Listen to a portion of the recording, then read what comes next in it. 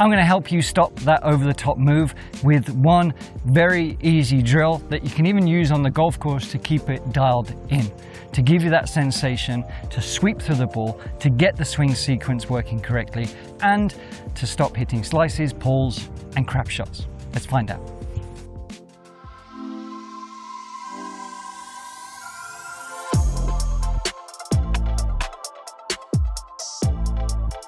So over the top can happen for a variety of reasons, but one of the main errors people have in general with their swings that doesn't always affect an over the top, but is just sort of being too passive and lazy with the lower body. That it's just too, upper body dominant. So we're swinging this way, rolling the hands this way, and the legs are really doing, jack. What do we want instead? We want to have more of a sequence. And if you think about throwing the ball, okay, or throwing the club, what would I do here? If you were to give me, let's say, $100 for every yard I could throw this club from the top of my backswing, I would never, ever think about it as just doing that, okay? But for some reason, that happens in the golf swing when people are distracted about hitting this stupid thing, trying to get it sort of there, but actually forgetting that the swing really has to focus more on there rather than here, because we don't want to hit at the ball. We want to, swing through it.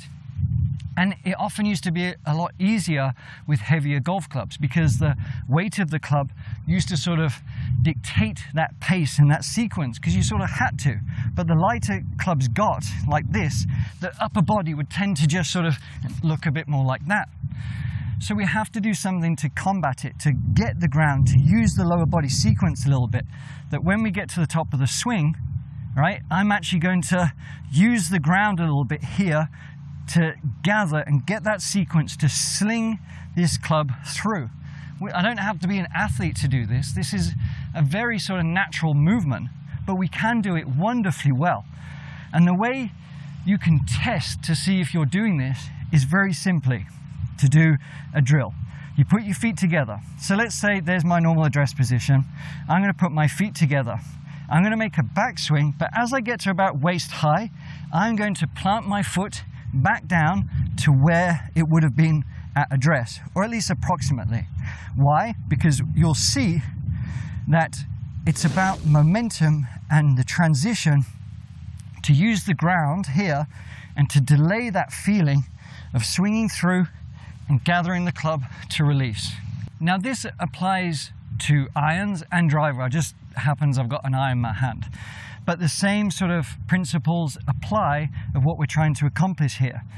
Now, I want you to practice this drill, okay? As your hands come about waist high, we're going to step forward and then we're swinging down and through, okay? You'll notice what that does is, because my lower body is here, it's going to allow that arms to sort of drop. I've got my back to the target a little bit more. It's actually quite strange to feel, almost to try and do upper body dominant, over the top swing by doing this, okay? Like it just doesn't quite feel right. But by stepping, I'm sort of hitting that slot a little bit, and then I can release through. I can get the ground, I can have that lead shoulder going down this way. And it is a wonderful, positive acceleration move that helps the swing sequence. And you can practice it. Practice doing the drill, just little shots at first, to get that step through, down, and through. And once you got a little bit more comfortable with it, I would say tee it up and practice with an iron. Maybe you want to practice with a wood. If it's not necessarily harder. It's just I usually prefer people to start with irons. So you take your setup, okay? And you see from here, take the setup, put my foot back, and then I'm going to make my backswing to about here and swing through, okay?